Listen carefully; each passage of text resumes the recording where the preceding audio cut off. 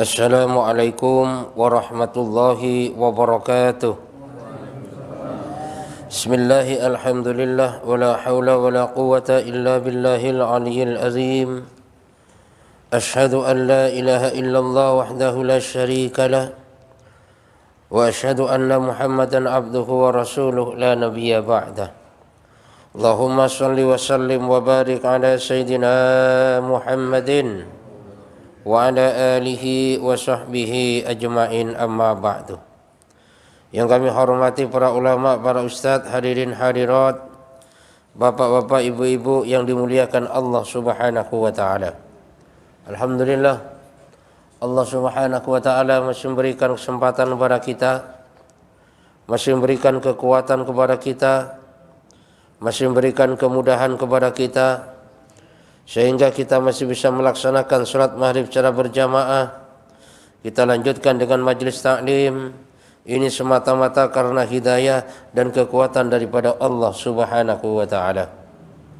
Maka mudah-mudahan seluruh ibadah yang dilakukan diterima oleh Allah subhanahu wa ta'ala, menjadi sebab dosa kita diampunin oleh Allah, menjadi sebab dosa mertua kita, guru-guru kita, keluarga kita, bahkan umat seluruh alam diampunin oleh Allah, menjadi sebab selamat daripada api neraka dan masuk surga tanpa dihisab oleh Allah subhanahu wa ta'ala.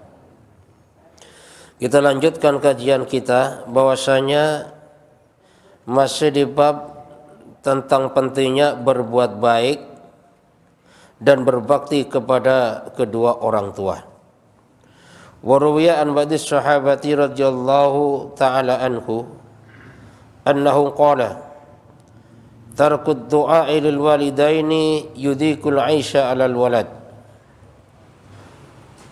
Ada satu sahabat yang meriwayatkan bahwasanya barang siapa yang meninggalkan doa untuk kedua orang tuanya, maka hidupnya akan susah. Jadi menjadi sebab kehidupan susah apabila seorang anak ini tidak berdoa untuk orang tua. Hidupnya sempit, hidupnya sulit. Jangankan orang miskin, orang kaya pun bisa jadi hidupnya sempit. Tinggal di rumah besar, cuman hatinya sempit. Sebenarnya sudah kaya raya, tapi perasaan masih miskin. Yang namanya orang perasaannya masih miskin, Pak, kan orang yang semacam ini nggak ada puasnya.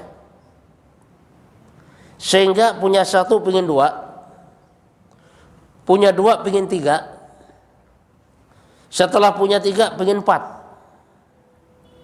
Dan hal yang semacam ini akan terus berada kepada orang yang memang dalam hidupnya itu terjadi kesempitan. Lah, kenapa terjadi kesempitan hidup ini? Yaitu tadi, dikarenakan meninggalkan doa kepada kedua orang tua. Ini merupakan peringatan bagi kita, ini merupakan ancaman bagi kita. Sehingga kita jadi seorang anak ini jangan sampai sekali-kali tidak mendoakan kepada orang tua, meninggalkan doa kepada orang tua. Kapan kita doakan? Terserah kapan saja. Bisa juga habis sholat kita doakan orang tua, kita kirim fatihah orang tua, kita istighfar untuk orang tua, baik orang tua masih hidup maupun orang tua yang sudah meninggal.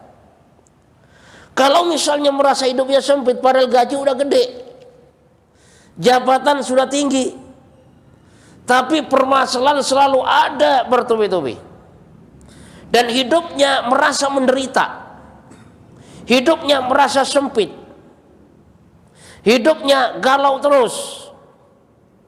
Kalau terjadi yang semacam ini, coba dah perbaiki hubungan dengan orang tua. Coba dah mulai doa orang tua. Coba dah mulai menjalin silaturahmi dengan orang tua. Karena banyak terjadi kadang-kadang anak ini cuek kepada orang tuanya. Orang tuanya nggak pernah diajak ngobrol, Kadang-kadang orang tuanya udah kangen banget, mau telepon aja susah. Ada anak yang semacam itu. Sehingga hati orang tua yang adanya gelisah terus memikirkan anaknya. Kemana ini anak saya? Disuratin kagak dibalas. Ditelepon kagak diangkat. Sudah bertahun-tahun kagak ada kabarnya. Padahal anaknya di perantauan hidupnya mewah. Jabatannya punya. Perusahaan punya. Duitnya banyak. Tapi nggak mau ingat kepada orang tua. Kalau ada anak yang semacam ini, walaupun bergelimang harta, walaupun punya jabatan, jangan harap hidupnya akan bahagia. Yang ada kesulitan hidup akan diberikan oleh Allah Subhanahu wa taala. Kenapa kesulitan hidup diberikan oleh Allah Subhanahu wa taala? Karena meninggalkan doa untuk orang tuanya. Doakan Rabbighfirli wa liwalidayya warhamhuma kama rabbayani shaghira. Jangan sampai lupa, minimal 5 kali dah dalam sehari. Kalau bisa sampai puluhan kali atau bahkan ratusan kali. Kenapa? Semakin banyak kita berdoa untuk kedua orang tua, maka di situ semakin banyak kemudahan-kemudahan yang akan diberikan oleh Allah Subhanahu wa taala.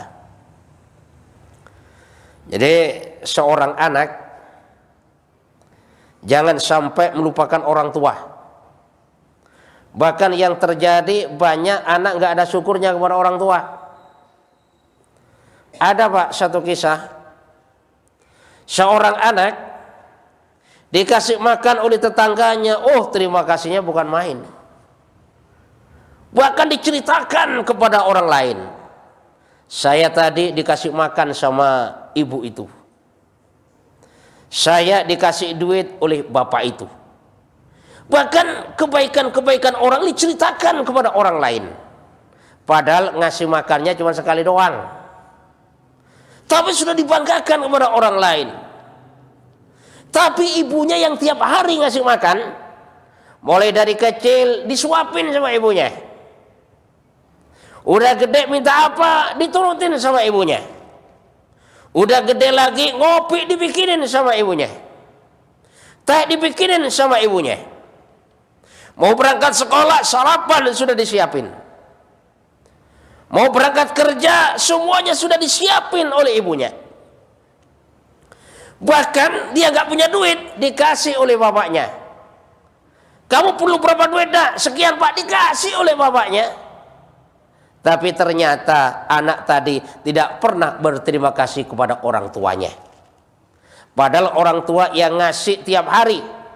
Bukan hanya makanan, kasih sayang pun diberikan oleh orang tuanya. Tapi nggak pernah terima kasih kepada orang tuanya. Nggak pernah mendoakan kepada orang tuanya. Sehingga apa? Sehingga kadang-kadang orang tuanya dibuat gelisah. Orang tuanya dibuat was-was. Karena yang namanya orang tua, walaupun anaknya bandel banget, tetap saja yang namanya orang tua sayangnya tidak pernah terputus kepada yang namanya anaknya. Cuman anak yang sering lupa kepada orang tua. Bahkan Pak, ini ada satu kisah zaman dulu. Jadi ada seorang anak yang dia itu jatuh cinta kepada seorang wanita gadis. Pokoknya udah jatuh cintanya beneran. Apapun rela dikorbankan. Dan gadis tadi mau dinikahin, tapi harus ada syaratnya. Syaratnya apa? Syaratnya harus memenggal daripada kepala ibunya. Maka disampaikanlah oleh anak tadi kepada ibunya, Bu, saya suka kepada itu gadis dan saya ingin menikahi, Bu. Akan tetapi ada syaratnya. Syaratnya apa, Nak?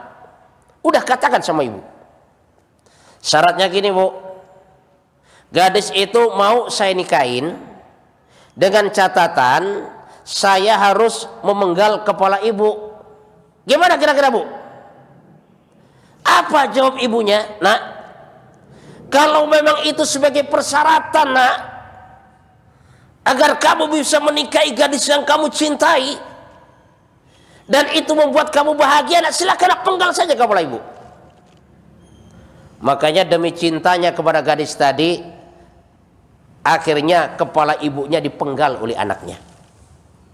Dibawa kepala ibunya menuju rumah daripada sang gadis tadi. Di tengah perjalanan, maka si anak tadi, pemuda tadi, sambil nenteng kepala ibunya, tersandung, Pak, mau jatuh. Dengan kuasa Allah, maka kepala ibunya tadi bisa ngomong, nak, hati-hati nak, jangan sampai kamu jatuh nak. Padahal kepalanya sudah terputus, anaknya tersandung. Kasih sayang seorang ibu tidak pernah luntur. Ini kasih sayang ibu, saudara.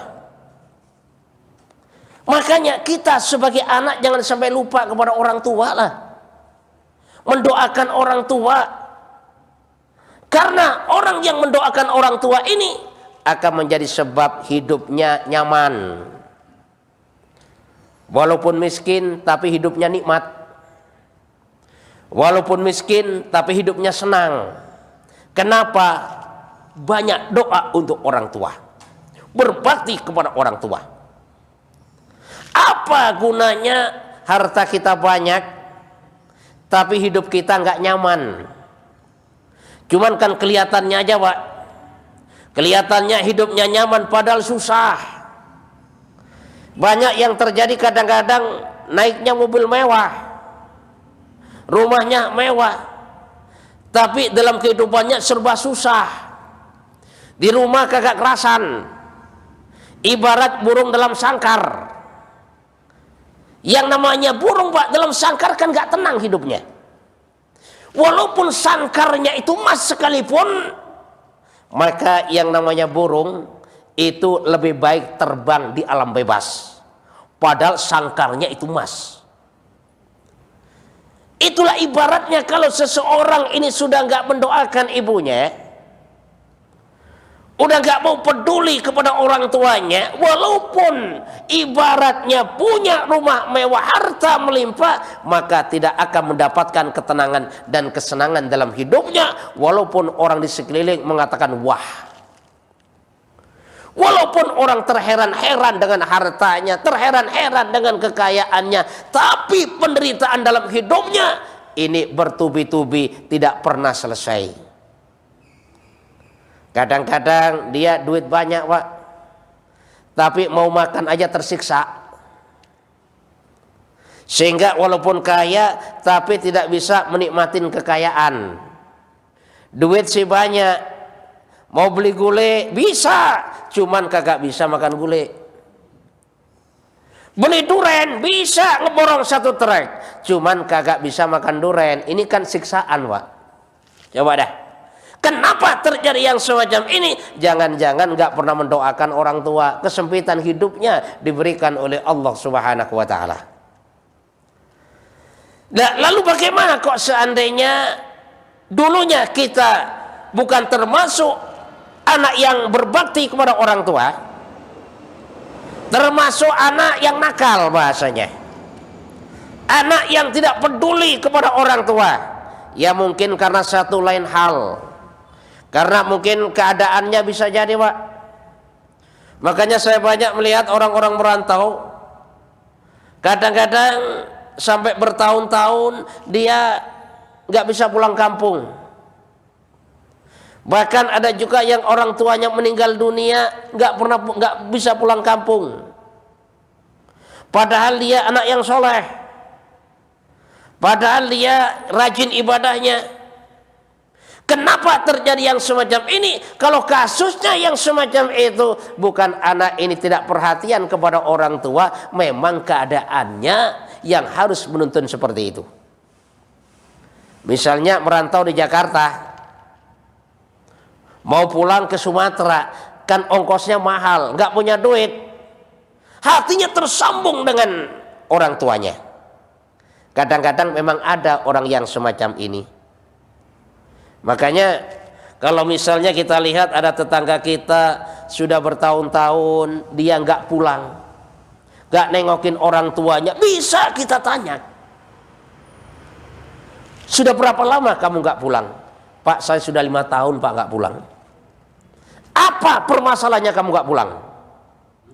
Ya permasalahannya Pak, saya kan pedagang kecil Pak. Untuk kehidupan sehari-hari saya sering kagak cukup. Saya ngutang di warung. Sekarang sudah nggak dipercaya Pak. Kenapa? Lambat itu bayarnya saya. Saya ingin pulang kampung Pak, rindu kepada orang tua. Bahkan kalau malam saya nangis Pak, saya bayangkan itu wajah orang tua saya. Saya pingin pulang kampung Pak, cuman saya gak punya duit. Lah kalau ada orang yang semacam itu dan kita ke tempat punya duit, berapa ongkos kamu pulang kampung? Misalnya cuman 1 juta Pak pulang pergi. Udahlah ini ada uang 2 juta, kamu buat pulang kampung, tengokin orang tua kamu. Seharusnya seperti itu kita.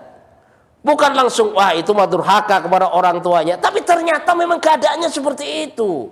Kecuali kalau dia rumahnya mewah, mobilnya banyak, tabungannya di mana-mana. Dia nggak pulang kampung nengokin orang tuanya. Memang benar-benar anak belangsak biasanya ini. Dan kalau seperti itu, hidupnya nggak akan bahagia. Nah makanya untuk memperbaiki daripada amalan, orang tua sudah meninggal dunia.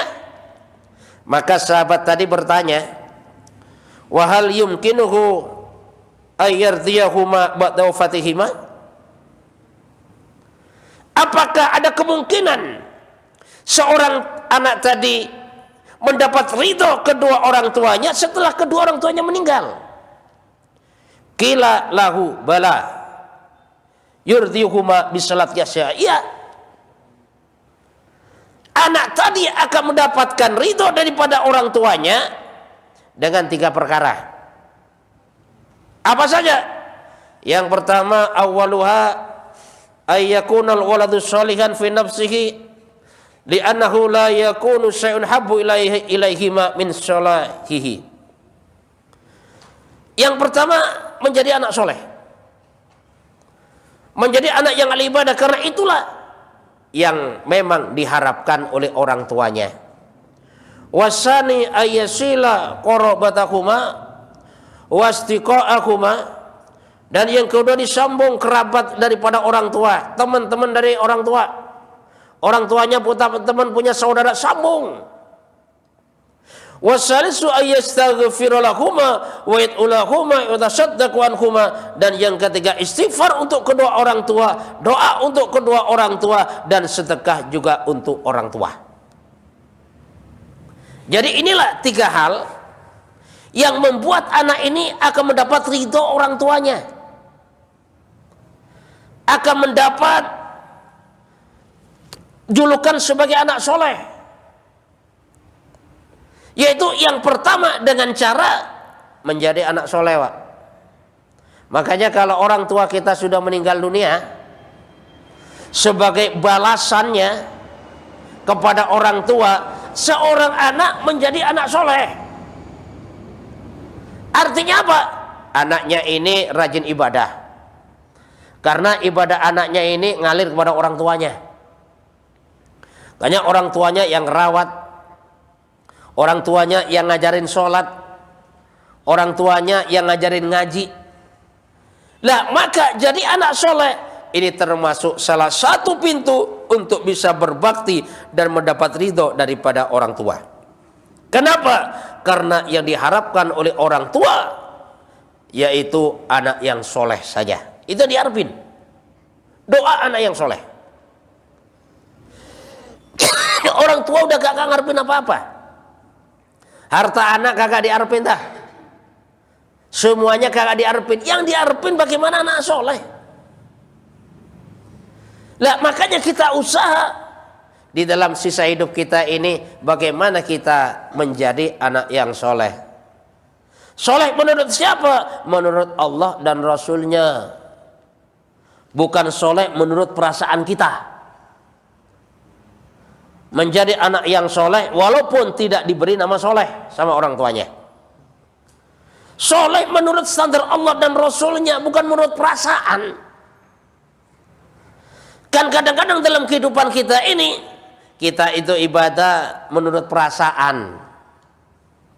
Pada dasarnya jangan terlalu mengikuti perasaan, tapi ikutin kenyataan. Perasaan saya sudah benar, itu kan baru perasaan, tapi kenyataannya. Karena kenyataan saudara akan bicara apabila sesuai dengan apa yang dikehendaki Allah Subhanahu wa taala dan sunnah daripada Rasulullah sallallahu alaihi wasallam. Ya. Jadi disambung kerabat orang tua.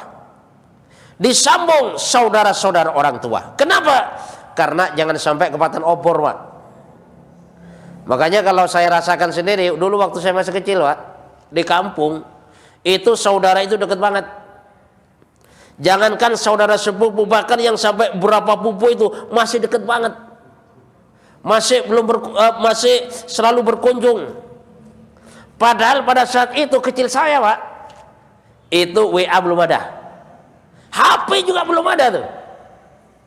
Listrik aja belum masuk. Satu kampung yang punya TV cuma satu orang. Kalau sudah nonton TV, satu kampung itu jadi satu. Tapi ternyata pada saat itu hubungan dengan kerabat itu sangat dekat sekali. Dengan paman sangat dekat sekali. Dengan sepupu orang tua sangat dekat sekali.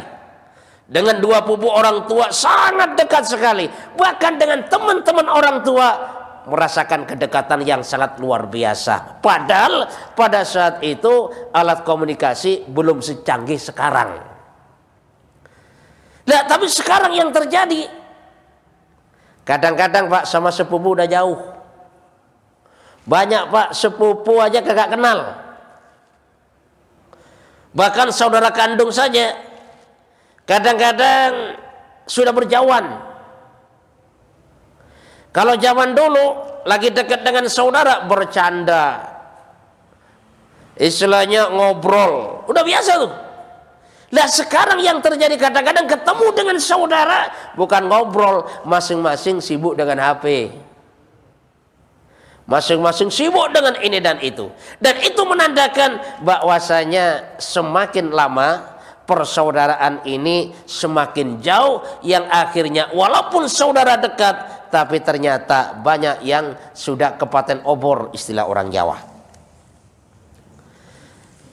Dan di samping itu kita perbanyak istighfar untuk orang tua kita, doa untuk orang tua kita, banyak sedekah untuk orang tua kita. Misalnya kita punyanya air putih 1 gelas, ada tamu, lihat sedekah untuk orang tua. Kenapa? Karena sedekah seorang anak akan diterima oleh Allah Subhanahu wa taala dengan niat pahalanya agar supaya disampaikan kepada orang tua. Tapi kalau mau sedekah untuk orang tua, Pak, kalau makanan ya diusahakan makanan yang baru matang. Misalnya masak opor, nasinya masih anget, udah langsung antar kepada tetangga. Sehingga apa? Sehingga kemakan. Cuman yang terjadi kalau zaman dulu ini kan salah paham. Ya. Zaman dulu saya ingat di kampung kalau waktu malam Jumat, Pak, itu kalau orang Jawa ada sandingan istilahnya kan. Di situ nyiapin nasi 1 piring. Ada ayam juga, ada ikan juga, ada kopi juga. Cuman dikasihkan tetangga itu besok paginya. Sehingga apa? Kopi udah dingin, nasi udah dingin, lauk sudah dingin. Lah kalau sudah terjadi yang semacam itu, jangan-jangan dikasihkan tetangga, tapi sama tetangga pun kagak dimakan. Kenapa? Karena sudah pada dingin. Nah makanya kalau kita mau sedekah makanan untuk orang tua kita, baru masak kita antarkan. Supaya apa? Supaya langsung dimakan. Apalagi kita lihat tetangga kita memang yang sangat membutuhkan, itu sangat luar biasa. Jadi sedekah untuk orang tua. Jangan sampai kita pelit sedekah untuk orang tua. Kenapa? Karena orang tua kagak pelit pada kita. Orang tua, Pak, nggak ada ceritanya pelit. Yang pelit siapa? Yang pelit anak kepada orang tua. kan? Orang tua tidak pelit kepada anak, sedangkan anak banyak yang pelit kepada orang tua. Bahkan ada juga satu kasus, orang tuanya karena lagi kagak punya duit,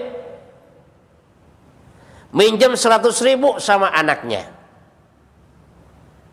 Karena minjem 100.000 sama anak laki-lakinya, ternyata ketahuan sama menantu perempuannya. Sehingga apa? Sehingga orang tuanya minjem 100.000 sama menantunya diobral-obralin. Bahwasanya mertuanya minjem duit 100.000 kepada suaminya. Diomongin ini, diomongin ini, macam-macam. Padahal yang namanya istri itu, Pak, kalau dia sadar, yang rawat suaminya kan orang tua. Nah istrinya apa? Tinggal nerima bersih. Udah kagak nyekolahin, udah kagak ngerawat, ketemu-ketemu udah gede, udah terima bersih dah. Nah makanya kalau ada menantu seperti itu, ini menantu yang kurang ajar kalau bahasa kasarnya. Mudah-mudahan kita jangan sampai punya menantu seperti itu. Dan mudah-mudahan anak perempuan kita kalau suatu saat jadi menantu orang lain, jangan sampai seperti itu. Kenapa? Karena kalau sudah seperti itu, ya, termasuk hidupnya gak akan senang. Jangankan dia miskin, orang kaya pun kalau sudah berbuat yang semacam itu, maka akan jauh daripada yang namanya kebahagiaan. Jadi sinilah perlunya kita bagaimana selalu sedekah untuk orang tua. Dan kita juga istighfar untuk orang tua. Karena istighfar kepada orang tua ini menyebabkan orang tua akan ridho, atau bahkan akan mendapat ridho daripada kedua orang tuanya, walaupun dulu masih orang tuanya hidup sering lawan dan menyakiti orang tua. Perbanyak istighfar sekarang. Yang namanya anak, Pak, kan kadang-kadang memang banyak yang bandel. Apalagi zaman dulu, kalau sudah main kadang-kadang malam belum pulang. Kalau zaman dulu kan mainnya banyak di sungai, Pak. Sungai masih dalam-dalam. Udah orang tuanya bingung nyariin, udah ketemu orang tuanya dilawan lagi, diajak pulang kagak mau. Sehingga orang tuanya sering sakit hati, orang tuanya sering khawatir. Lah kalau sudah seperti itu, bagaimana supaya kita mendapat ridha orang tua? Kita perbanyak istighfar kepada orang tua kita. Artinya perbanyak istighfar untuk orang tua kita. Kita mintakan ampun kepada Allah. Kalau nggak bisa dengan bahasa Arabnya misalnya, udah pakai bahasa Indonesia juga boleh, bahasa Sunda juga boleh, bahasa Jawa pun juga boleh. Bagaimana caranya? Kalau bahasa Indonesia, ya Allah, orang tua saya sudah nggak ada ya Allah. Ibu saya yang lahirkan saya, dulu sering saya repotin ya Allah. Bahkan kadang-kadang ibu sampai nggak tidur semalaman ya Allah. Dan bapak saya sering diomelin orang ya Allah. Direlakan semata-mata untuk mencari nafkah kehidupan saya ya Allah. Saya banyak dosa kepada orang tua. Saya dulu tidak berbakti kepada orang tua. Saya punya duit cuman saya cuekin orang tua. Saya punya makanan gak saya perhatikan orang tua. Sekarang orang tua sudah gak ada ya Allah. Saya ingin taubat ya Allah, ingin minta ridho orang tua ya Allah. Ampunilah kedua orang tua saya ya Allah. Ampunilah bapak saya, ampunilah ibu saya. Jadikanlah kuburnya menjadi taman daripada taman surga. Selamatkan besok daripada api neraka. Dan jadikan saudara termasuk hambamu yang masuk surga tanpa dihisab. Jadi doa seorang anak, Pak, akan didengar oleh Allah Subhanahu wa taala. Jadi doa orang tua kepada anak didengar oleh Allah, doa anak kepada orang tua itu pun juga salah satu doa yang didengar dan dikabulkan oleh Allah Subhanahu wa taala. Itulah pentingnya kita perbanyak doa dan juga perbanyak istighfar kepada kedua orang tua. Karena kalau sudah nggak punya orang tua, Pak, rasanya linglung. Coba bayangkan, kalau masih ada orang tua, ada masalah ngadu deh kepada emak, ngadu kepada bapak, minta doa kepada emak. Kalau anak yang bener nih, tiap pulang minimal, tiap tahun minimal pulang kampung. Untuk siapa? Untuk emak, untuk bapak. Makanya banyak kasus di saat orang tuanya sudah tidak ada lagi, maka sudah nggak ada semangat untuk pulang kampung. Ini termasuk anak yang baik nih, anak yang soleh nih. Jadi memang kerinduannya sangat luar biasa kepada emaknya, kepada bapaknya, sehingga di saat waktunya pulang kampung, kan kalau di kita kan pulang kampungnya itu kan lebaran, Pak. Semangat banget. Nggak punya duit, ngutang. Untuk apa? Biar ketemu emak lebaran, biar ketemu bapak lebaran. Bahkan kadang-kadang tiket kereta 3 bulan udah habis. Kalau yang punya mobil sendiri kadang-kadang macet-macetan. Kan saya sendiri pernah, Pak, ngalamin, Pak, mau lebaran dari Jakarta ke Bekasi itu 5 jam. Coba bayangkan, Jakarta Bekasi 5 jam. Padahal yang namanya ukuran 5 jam kan hampir Semarang tuh, kalau kenceng nyetirnya. Jakarta Bekasi 5 jam, coba bayangkan. Tapi terasanya nikmat, tapi terasanya enak saja. Kenapa? Sudah terbayang dengan orang tua, sudah terbayang dengan emak, sudah terbayang manja sama emak, dimasakin oleh emak, dikasih kopi oleh emak. Sehingga apa? Sehingga rasa lelah dalam kemacetan itu sudah tidak terasa sama sekali. Kenapa?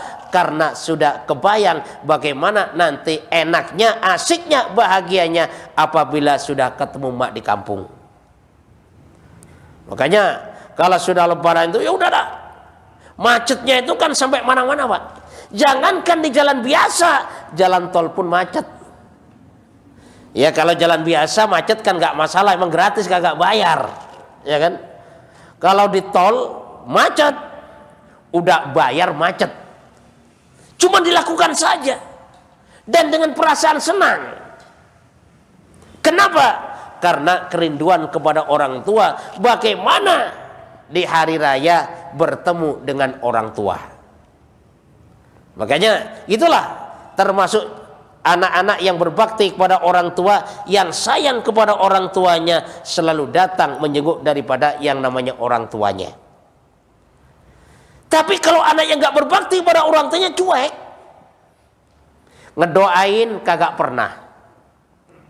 Bahkan, Pak, anak yang cuek atau bahkan salah asuhan, orang tuanya sakit dicuekin. Yang seharusnya orang tuanya sakit dirawat, dibiarin.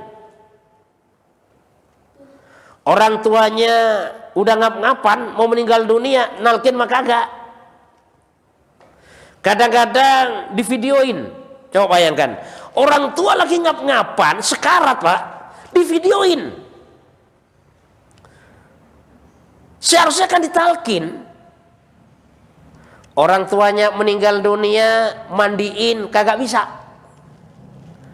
Makanya kan perlunya, Pak, setiap kita itu bisa mandiin mayat. Karena suatu saat kalau orang tua kita meninggal, keluarga kita meninggal, kita bisa mandiin, gak ngandelin orang lain.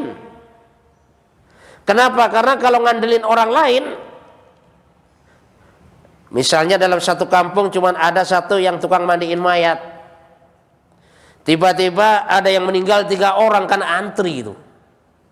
Makanya saya pernah suatu saat takziah, jam 11 siang itu belum dimandiin.